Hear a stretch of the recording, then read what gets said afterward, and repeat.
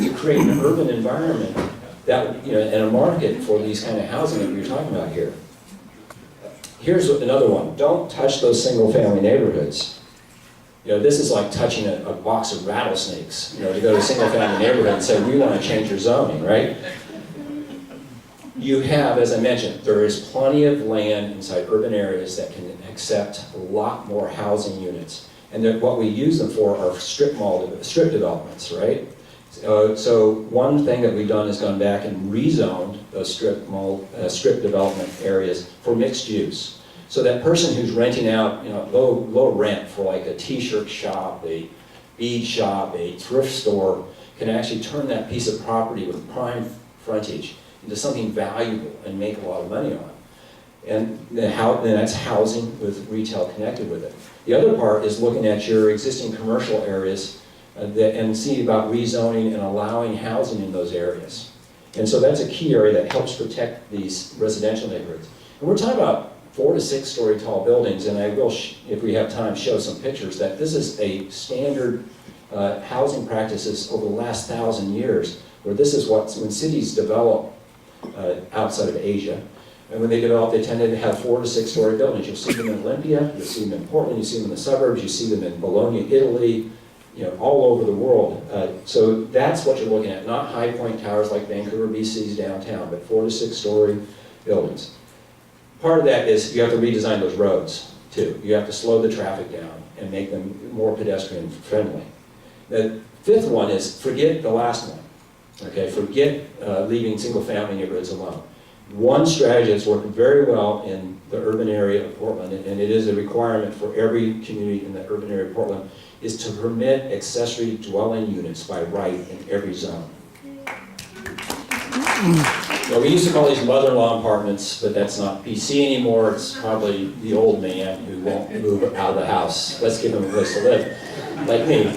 But these are, the rules vary by community, but the idea is that these allow you to take a piece of property, and it doesn't have to be single family, it can be other zoning, and convert a piece of a big old house, and you have a house that's made for a family of 5, and you have 2 people living in it, so take part of that, convert it, or put a unit over the garage or in the backyard. It doesn't change the character of the neighborhood. Okay, it's still a single family neighborhood, but in the back of the house there's another entrance, or there's above the garage there's an apartment. It helps people stay in their homes, gives them another source of income, or another place to live if they want to downsize but not leave the neighborhood. It also allows people to buy a house that can't afford it. You know, my son actually bought a house recently, and he only affords it because he rents out his 2 units on the same lot. He's able to rent out the main unit and live in a single bedroom apartment in the backyard. That's the only way he could ever buy a house in the Portland housing market. And so this allows people then to do that. And then there are more people who are customers of your schools. You know, what kills a school is a neighborhood of people who are gray-haired and have no children, right? So who's going to school? Who supports the tax levies, et cetera, et cetera? And then the last one is build good public spaces. And I think that's what you'll talk about here a lot. And don't forget schools when you think about public spaces. Schools should have been and should be the center of your community, but also any kind of things like squares, esplanades, places for people to go and hang out. It will be the spark for your private investment. So that's the public piece you can do. And to go back, clean up your regulation so that what you want to have happen is easier than what you don't want to have happen. And then provide the public investment, redo those roads, make them beautiful, make a square in the area that you want to see something happen. And the private investment will follow along. So that's where I'm going to finish up there and say that what we are trying to do, again, going back to that initial starting, we want to create communities that we're proud of, where we can get around easily and do it in ways that are healthy, walking and biking in your community, where you have a flourishing business community that's supported because there are people there who have good jobs, who can then pay for those things, but there's enough people there. And to give people choices about where they live, and of all incomes. I think that's a critical piece here too, is that by building multiple types of housing choices, then you'll be able to have that full range of people living in your community. So those are just a few lessons from the outside expert. And I appreciate your time and wish you luck.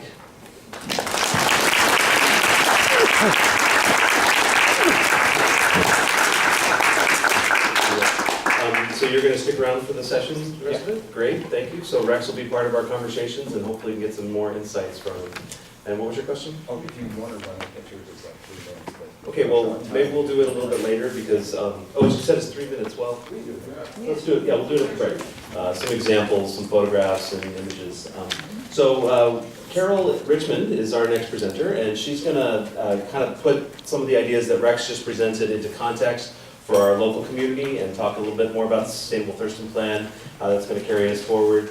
Carole has 20 years or more working in natural resources and recreational activities, and is now been appointed to the Olympia Planning Commission, where she's doing some great work. So Carole, thank you for spending some time to put together a great presentation.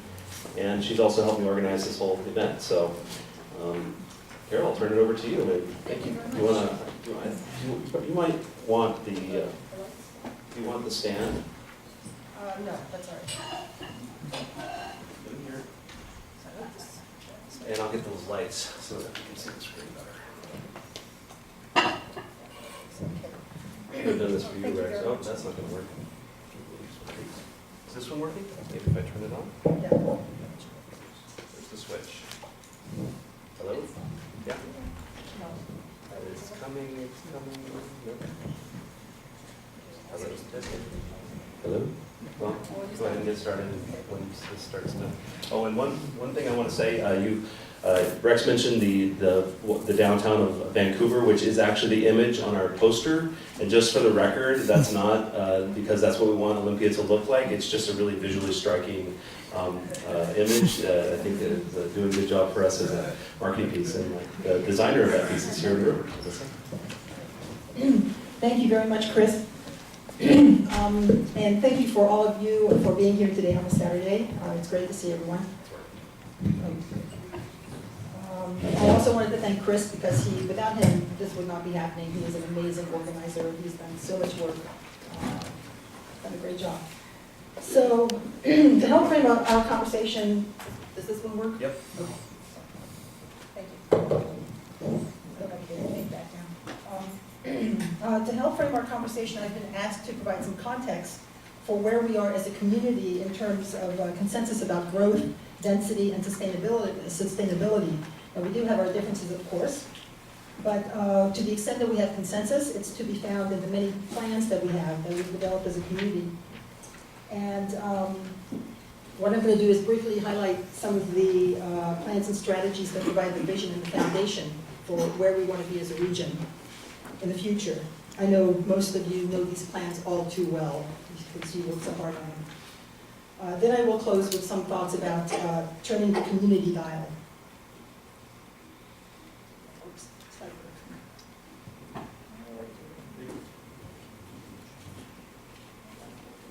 There we go. Okay. So this first slide, I wanted to start with a definition of what is meant by green urbanism, which is also known as sustainable urbanism, since it's the title of our symposium. Green urbanism is the antidote to sprawl. As low-density sprawl is probably the most resource-intensive way we could possibly live. Green urbanism conserves resources and reduces greenhouse gas emissions and lots of energy. Green urbanism has evolved from what you might call three related but distinct land use reforms: smart growth, new urbanism, and green building and green infrastructure. In reality, these reforms are not as neatly divided as they are up here, but I think understanding the origins of this term, the term green urbanism, helps you to communicate with other people about what we're talking about. Smart growth is a regional response to growth management. It was an effort developed by planners to use land and infrastructure more efficiently, as well as to slow the loss of farmland. It's the foundation of Washington's Growth Management Act. And this is a photograph of Portland's urban growth boundary, and you can see how smart growth has been very effective at keeping urban growth on one side of the boundary and rural land on the other. It not only preserves, the goal of smart growth is to control sprawl. It not only preserves forests and farms, but compared to sprawl, it saves millions of taxpayer dollars and infrastructure investments. New urbanism was conceived by, it's a reform that was conceived by urban designers and architects who were primarily concerned with how people live within their built environment. They wanted to reverse the effect of the automobile on the built environment and to encourage alternatives to the dependence on cars through transit, walking, and bicycling. New urbanism is in many ways a return to old urbanism. It's a traditional approach to town planning. It is characterized by distinctive, identifiable neighborhoods and districts, by neighborhood centers and edges, by street grids and connectivity. It has human scale, medium density, public space, mixed use, and diversity. Smart growth. Oh, thank you. Thank you. Thank you very much. Last but not least, green building and green infrastructure make up the last branch of the tree. Oops. Was I going backwards there? I'm sorry. It's not looking at what it's doing. Green building and green infrastructure make up the last branch of this tree, originated by builders. We're in a LEED building right now. Of course, that exemplifies what green building is. It includes a wide range of practices, but for this presentation, I only wanted to point out that the green aspects of attached single-family homes, townhomes, because these share a wall, they are more energy efficient. So up here, whoops, sorry about that. Up here, you see 3 townhouses in a row. One thing that we've heard in our green density presentation at the Olympia Planning Commission is that the house in the middle doesn't have much light, but that can be resolved with design features such as skylights or even a shaft in the middle of the house to bring light down to the first floor. This building down here is actually new infill development in another town, not here, but it was designed to blend seamlessly with the existing historic architecture. This way just. And, whoops, sorry. And this is a bioswale to collect rainwater and filter it before discharge to the wastewater system, or to the wherever it goes. So why we need green urbanism is,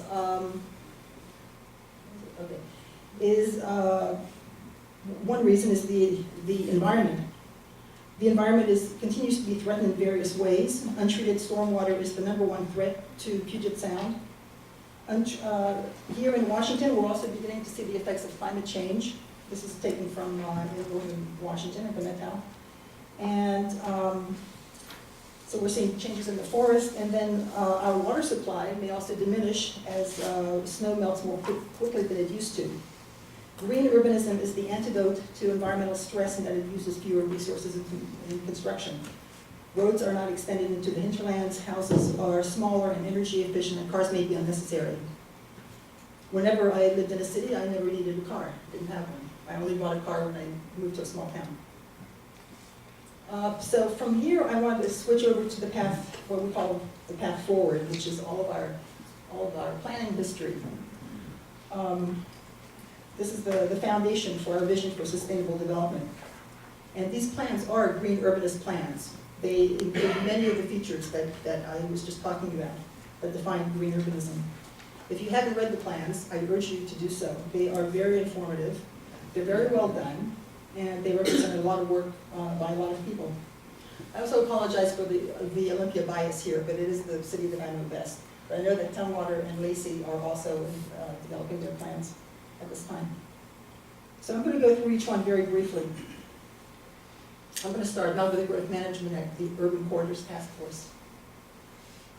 Let's see.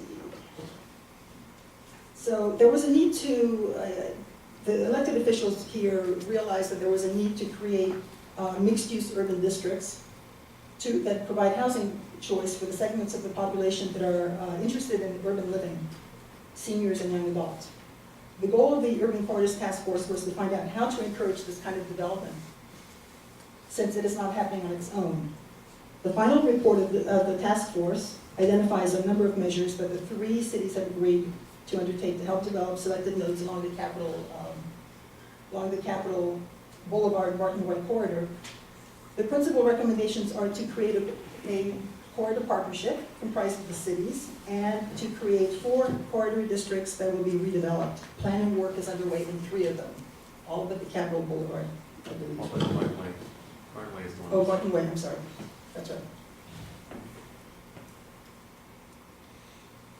The Olympia Comprehensive Plan is in draft form currently, and it attempts, like all other comp plans around here, to accommodate projected growth in urban rather than rural areas. Some of the things that it does that are different from the 1994 plan, first plan, this is the second plan, is it identifies sub-areas and authorizes sub-area plans. It identifies neighborhood centers. It identifies 3 high-density neighborhoods, and it addresses sustainability and sea level rise. And it does many more things, of course, but these are some of the highlights. The Sustainable Thurston Plan,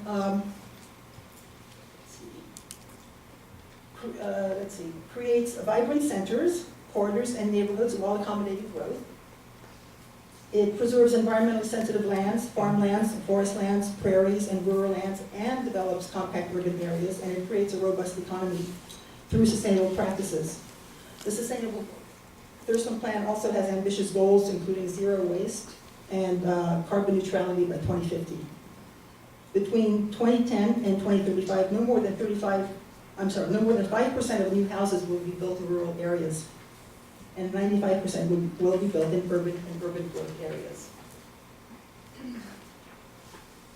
One of the tools that we have for economic revitalization in Washington is the Community Renewal Act, which empowers municipalities to undertake renewal projects in blighted areas. The legislature modernized the state's 1950s era of urban renewal legislation in 2002, so we have a new act. It improved the ability of municipalities to implement economic development projects in blighted areas. The requirements of the act include designating a community renewal area, a CRA, and adopting a community renewal plan. We are doing that in Olympia.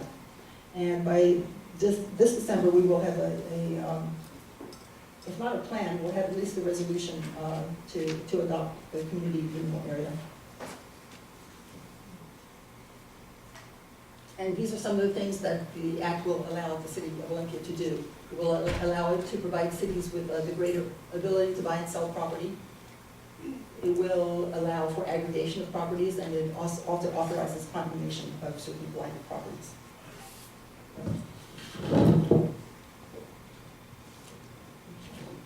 Next is sub-area plans, and this is something for the future.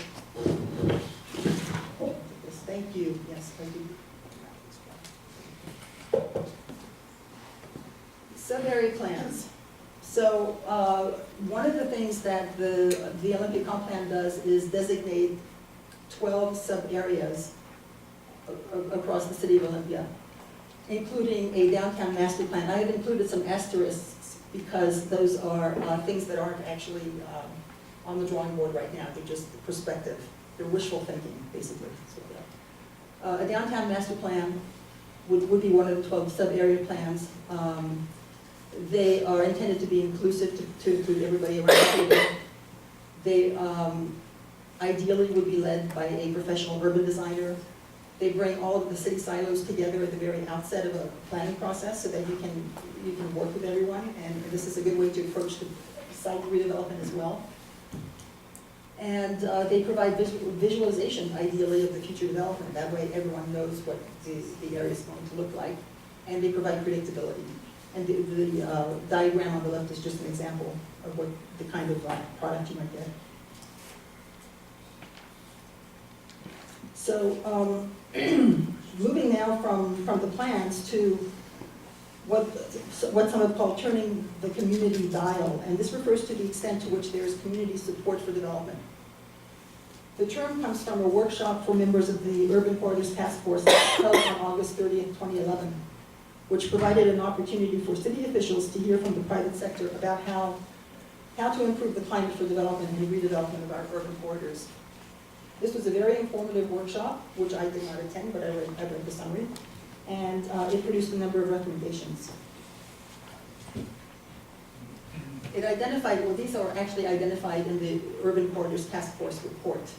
The barriers to development include limited availability of suitable building parcels. Lending has become very restrictive over the past few years. It used to be easier. It's now much more difficult. Rents are very low in our area compared to other places in Puget Sound, and so projects don't pencil out. There's no return, not enough return on investment.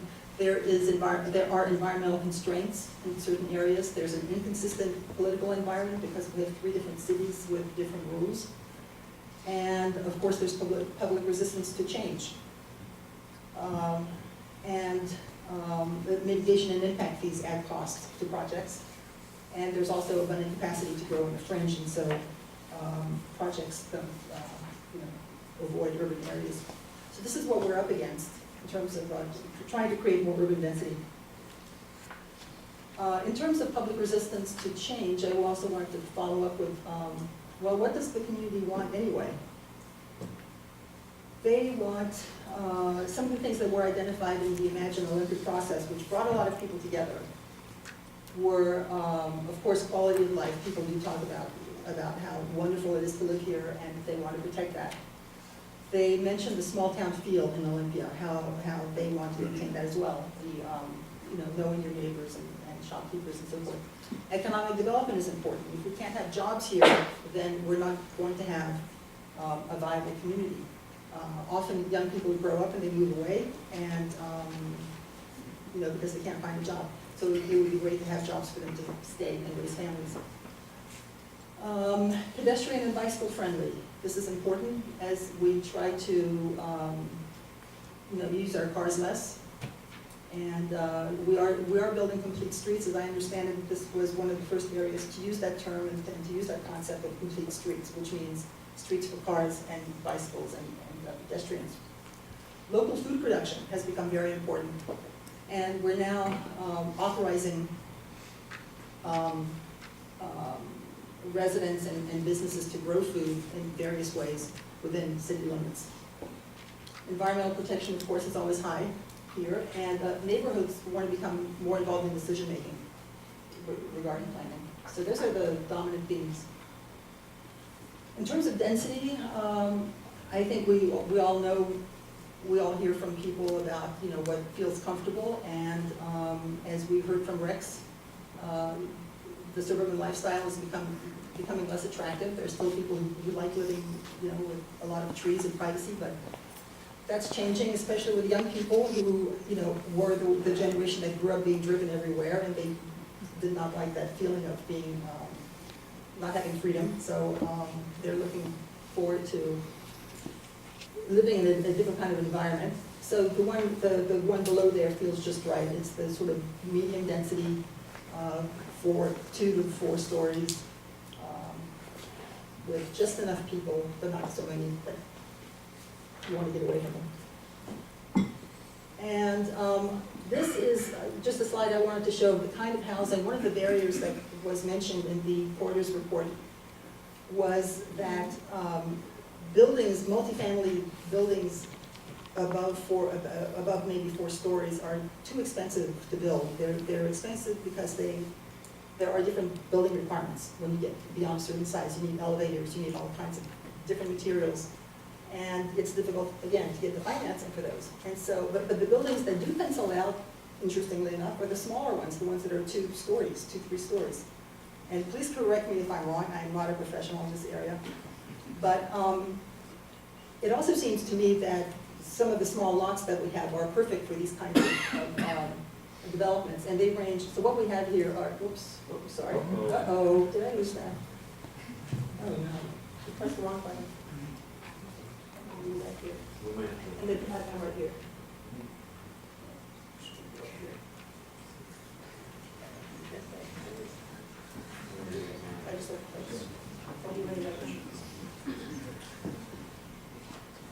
There it is. I just hit the wrong button. Okay. So these are single-family houses. These are the multifamily, the mid-rise 4-story houses. And in between, you've got duplexes, triplexes, bungalow courts, townhouses, live, work, and courtyard apartments. You have a whole variety of housing styles. And it seems to me that we can encourage these here, and I think they would be well received. And finally, this is my last slide, how to turn the dial, just a few suggestions. Maybe we can come up with some ways to develop community lending and bypass the big banks. Isn't that everybody's dream, bypass the big banks? Work with small builders. We have them and we might want to encourage them. And it's easier for them to build the kind of small projects we're talking about. For downtown Olympia, one thing we could do to attract housing is to provide amenities for people who want to move downtown. I mean, right now, there aren't a lot of reasons to move downtown. And we do need another grocery store, for example. We need some other services. Public access to the waterfront would be very popular. We have some access to the waterfront now. We could do more by connecting the trails that we have. We could use surface parking for infill. This is one of my hopes. Because we have so much parking downtown. We have over half of the surface area of downtown would make for good infill, it seems. And finally, we can make strategic public investments to create the kind of future we all want. As long as we can reach agreement on the future we want, then we can go ahead and the public will support those investments, I'm sure. So that's it. Thanks, Carole.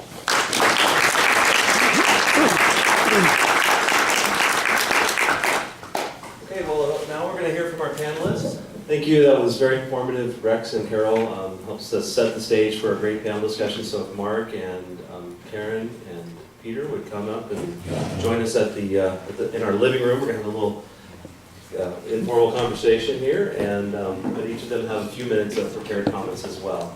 And I think we'll start with Mark. But and how many we've got about this time. So we might have to stretch the schedule just a little bit. So first of all, let me just thank these folks for making the time to be here. Mark is one of the trustees for the Thurston County Association of Realtors, and is the president currently of the Washington Association of Realtors. Peter is a local neighborhood leader with I think the president of the Northeast Neighborhood Association. Vice President. Vice President, and has just done a lot for the whole neighborhood association movement in Olympia. And Karen Messmer has a background working in regional planning with Grace Harbor County, has been a real advocate for bicycling and complete streets, and we recently served together on the Thurston Thrives community design team. So thank you all three for being here. I'm going to invite Mark Kitabayashi to give us some perspectives from a development, and there's actually a microphone right in front of you. And so these guys are going to speak for 5 minutes about each, and then we're going to have them kind of converse among themselves, and at that point we'll just kind of open it up for other people to get into the conversation. And that's the point where we really get into this. Going from those big plans and visions down to implementation, it's going to take all of us working together. So Mark's going to be working on that. Good morning. Just want to give you a little bit of my background, why I'm here and so forth, and how I'm involved in the community. I do live in Olympia, actually in the Lacey, in the Thurston County, just outside the railroad station, Jack Station over there. And my involvement, my background is, my just living background is, I grew up in Tokyo, LA, New York, back to Tokyo, Seattle, then Olympia. So I have experienced all aspects of housing models within my life. As you know, LA could be probably the most biggest urban sprawl that you could probably think of in the United States. Then I live in New York, which is very urban. And I walk to work, I lived at work, and I understand how the mixed use work. And I lived in Tokyo as well, and in Japan, the public transportation aspect is very well done. It's one of the probably the best country in the world as far as how the public transportation is used and how the development grew around public transportation. So that's my background of that. And as a realtor, so just one of the things that we want to make sure that you understand is we're not here to just say, well, let's cement the whole place and let's build a lot of houses. That's not what it's about. It's about the quality of life. But one thing that we need to understand is, what is quality of life? We always use the word, we came up on the screen as well, says quality of life. What does that mean? It's all different to many different people. Because for some people, certain qualities, I'm not going to go into details because everybody understands. And there might be a common theme there, but that's one of the things as in as an us, we need to understand what, and we need to agree on what quality of life is in Thurston County. And let me throw some statistics on, we talked about the urban sprawl and density and so forth. So this is a real statistic coming from Northwest MLS on the density, to how to measure density. And how they measure, one of the ways that we measure density is the sales of residential houses within a county, and also what is the sales of, let's say, we use a condominium as far as, let's use a condominium as part of a dense population, you know, just give you an example. And I'll do some little comparison. I'm going to compare with the Pierce County, which is county right next to us, a little bit larger, but market size of about 3 times larger than us. And we're going to use Whatcom County.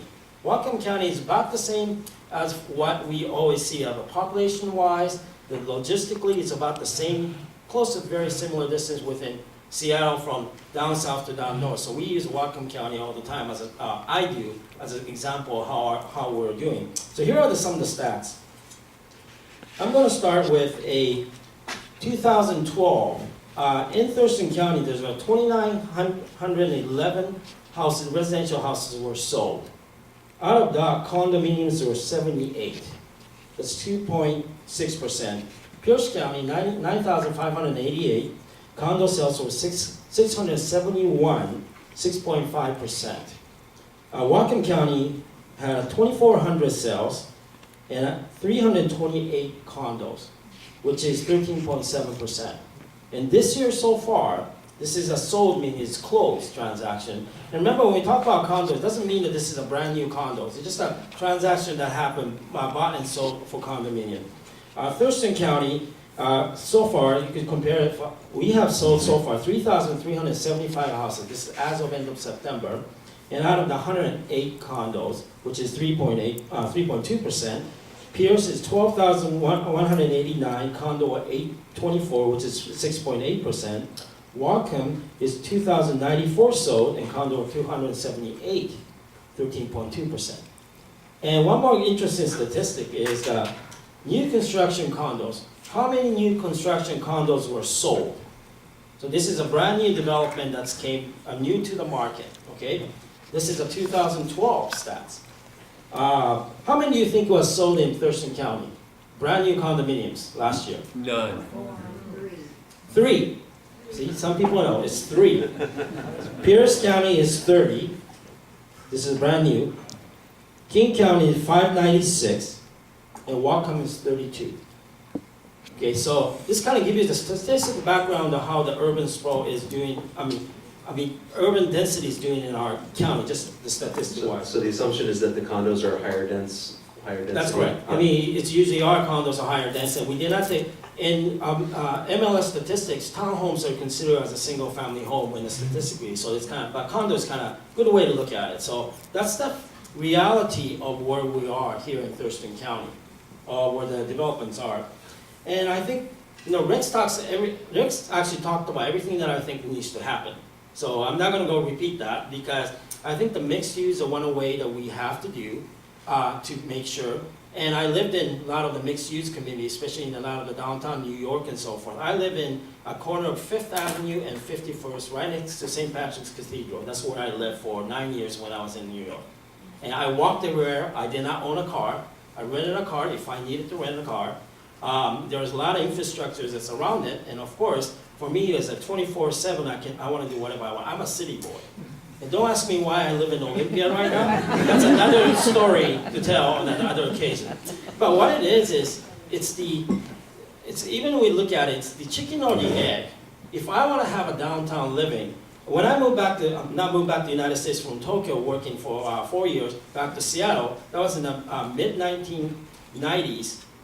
I lived in downtown, 3 blocks from Pike's Market. So I did my grocery shopping in Pike's Market and so forth. But what happened was, during that time, after 8 o'clock, everything shut down. I had nowhere to go during that time. So for being a city boy, that just didn't work.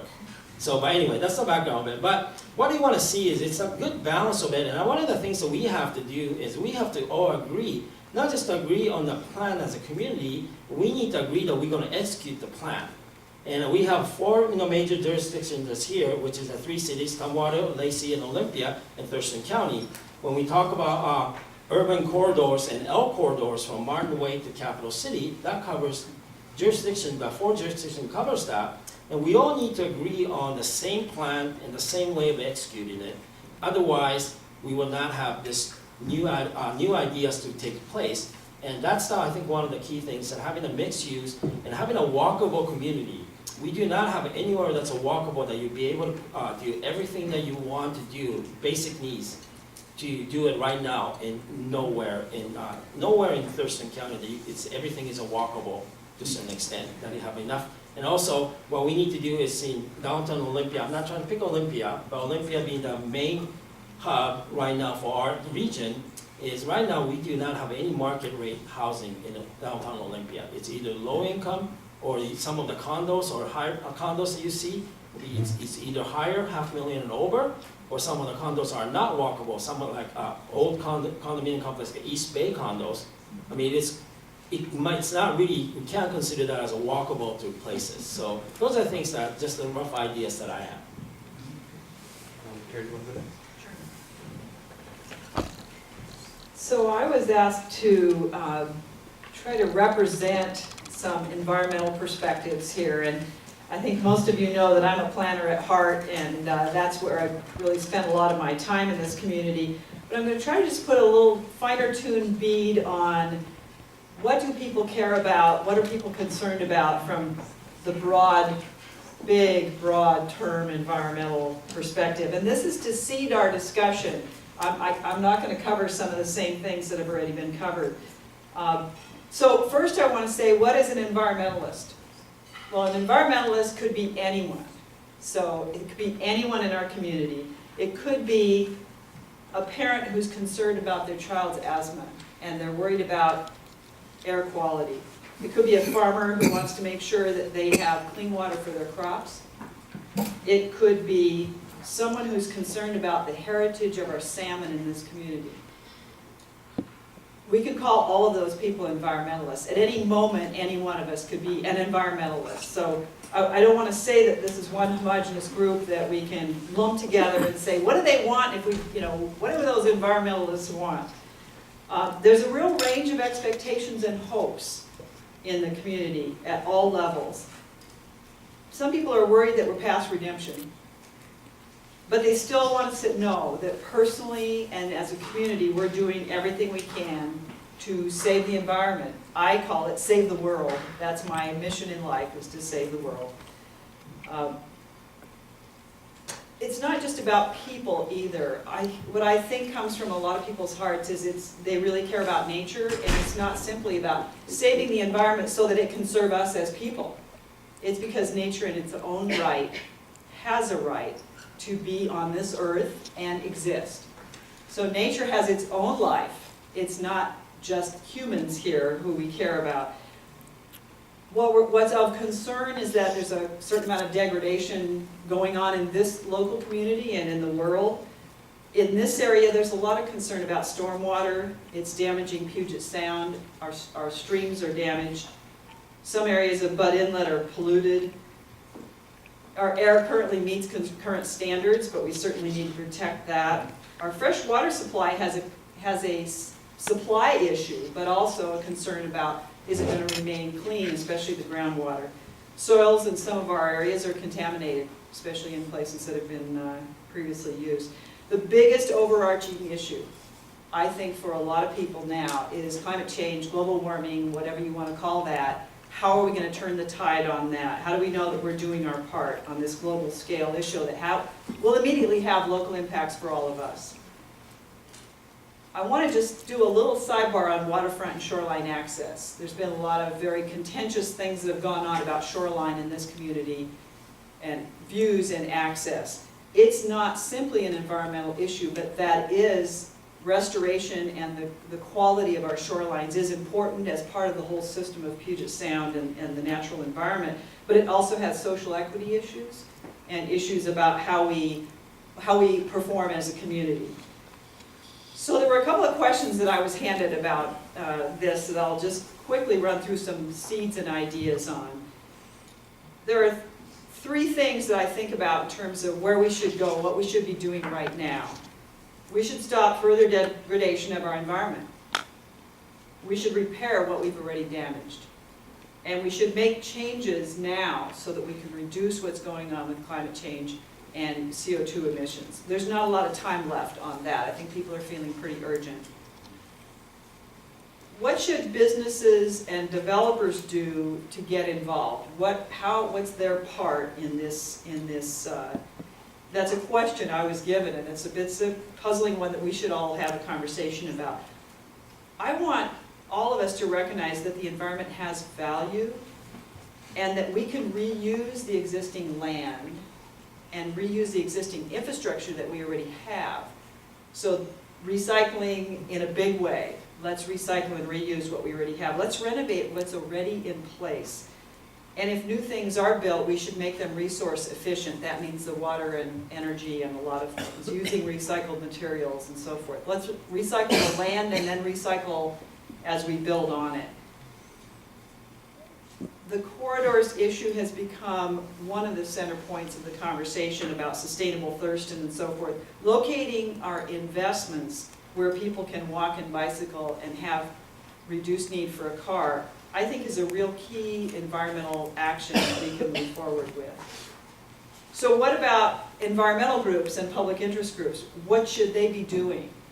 Well, we should be explaining and educating to folks about what will be their future in terms of how they can be resource efficient, save money, save the world, save the environment, and help educate them on reducing their carbon footprint. I think a lot of people care about this. They're not exactly sure how to calculate what they ought to be up to. And an important part of this conversation today, I think, is that we need to support good work that's being done. We should not be opposing anything just because it's change. That's called the banana syndrome, build absolutely nothing anywhere. If we all say that as a community and keep saying stop, stop, stop to anything, then where will the good work be done? And how will a new development on reused infrastructure and property occur if we can't support good development? So how can we rebuild trust? I think there is a trust concern here. How can we rebuild and work on some trust? Frankly, for me and my recent work especially, I'm noticing that the ideas that are coming out of Sustainable Thurston and Imagine Olympia and some of these sub-area, these local area plans, these aren't new ideas. These have been around for a long time. Some of us have been working on this for a long time, and that urbanism has not been new in this community. So we've been involved for a long time, and we've invested a lot in the plans that are already in place and the rules that are in place. When something's going to happen in this community, I think we need to commit to go by the rules that we've adopted and live by those. Certainly there's discussion to be had about changing those rules, but we don't need to start at ground zero here. There's a lot of great things in place. The comprehensive plans, the street standards, the kind of design regulations that we have, those are already pretty good. And personally, and I think as some of us as neighborhood and environmental activists, I think would admit, we're a little tired of the fight. We're a little tired of the fight. So let's commit to enforcing the rules that are in place and acknowledging that that's what we have to work with right now. And then those aren't necessarily bad rules. If they need to be changed, let's use a process and get done with them. But let's not make every development into a discussion and a compromise. I'll use one recent development that we can talk a lot about now because the appeal process is over.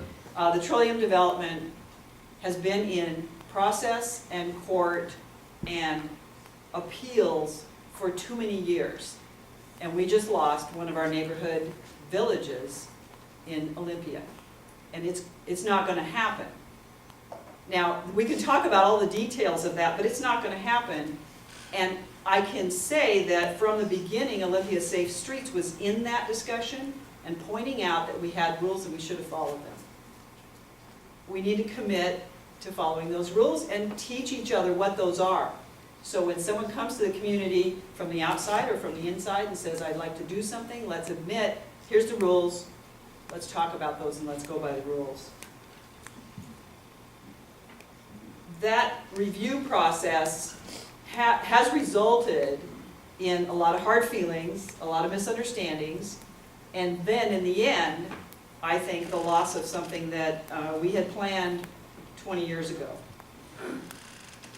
What about Sustainable Thurston? What kind of opportunities now do we have? And I think these are opportunities. I'm going to just list off some ideas about where we can go from here. These might be some of the bolder things that we should be doing, but let's see if we can get there. We need to rework the urban boundaries. I think we allowed those to be too large. In order to achieve real compact development, we need to pull in the urban boundaries further. The county should adopt the low impact development standards for the urban growth area that currently exists in the county.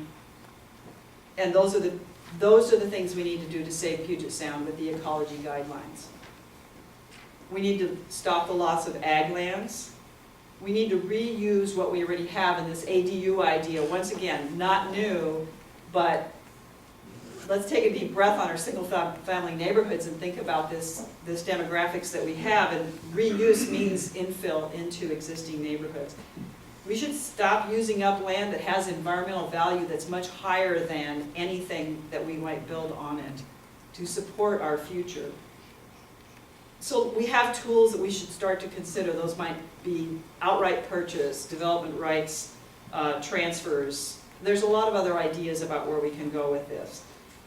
Locating investments on the corridors is going to help prevent this banana syndrome in the single-family neighborhoods by putting things in their proper place and allow people to choose to not have a car or to use less for transportation. For me at the core, personally, it's all about walkability and ability to encounter your neighbors and your friends when you're out on the street and in your neighborhood. But I think the need for investment in this community needs to also be acknowledging that the quality of our environment is going to either support a good economy or it is going to turn people away because they see that we have degradation that is going to be too expensive to fix. All right, Peter, just want to put your slides up? Yeah, I'll put the slides at the end. I'm just going to stand up. I've been sitting all morning. My name is Peter Guttchen. As Chris said, I'm currently Vice President of the Northeast Neighborhood Association in Olympia. I joined what's called NINA in 2000 and was elected unopposed to become the president. I moved to Olympia in 1988. I was the city's first recycling coordinator, got the city's curbside program started. Some of you may know me as Captain Waste-Not. I've been asked to represent the neighborhood and community perspective. Well, that's a tall order I'm not going to be able to fill. Instead, I mean, we're all community members, we're all neighbors, we all live in neighborhoods. Instead, I'm going to speak from the grassroots perspective, from the on-the-ground perspective, what we experience as we move through our communities each day. These forums are called Vision to Action Symposiums. We've already heard this morning, we've done a lot of visioning in this community. The 1994 Comprehensive Plan calls for a compact community. So I'm going to focus more on the to action part, because that's what I think is the more challenging and difficult work in front of us. As a neighborhood leader, I've tried to proactively engage with my neighbors in conversations about what we want our neighborhood to become, to set priorities and goals, and to roll up our sleeves to get stuff done. This kind of work in this community is extraordinarily hard, and it's also very satisfying, but requires a lot of patience and persistence. And as Karen said, some of us are getting weary of the fight. Unfortunately, the typical dynamic in a neighborhood is that neighborhoods generally organize when there's something they want to keep out of their neighborhood, when there's something they want to stop.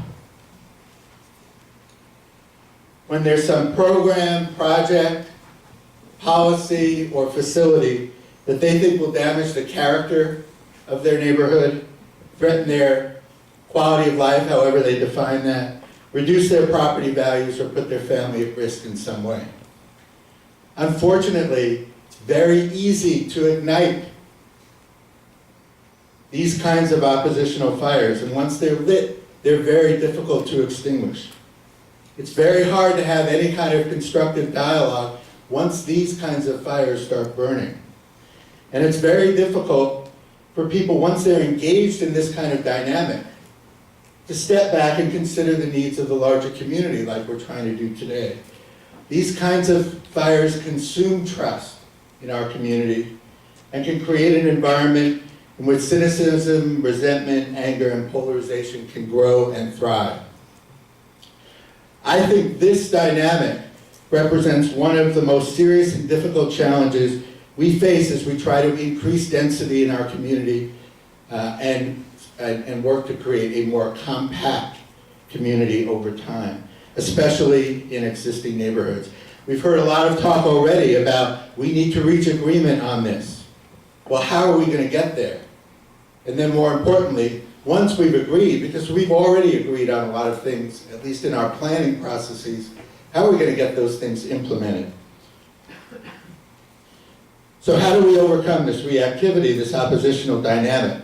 First, we need to understand what's behind it. From my perspective, as a neighborhood organizer, I think a large part of it is rooted in the public processes that we use to engage with each other and with the public institutions in our community around these kinds of questions. This is what some community engagement professionals are now calling our civic infrastructure. How healthy is our civic infrastructure in this community? I'll elaborate more as we continue the conversation this morning about community engagement. But as I wrap up my introductory comments, I'd like to leave you with a few questions. For the elected officials, other public officials in the room, how effective are the public processes your agency uses in providing you the information you need to make informed decisions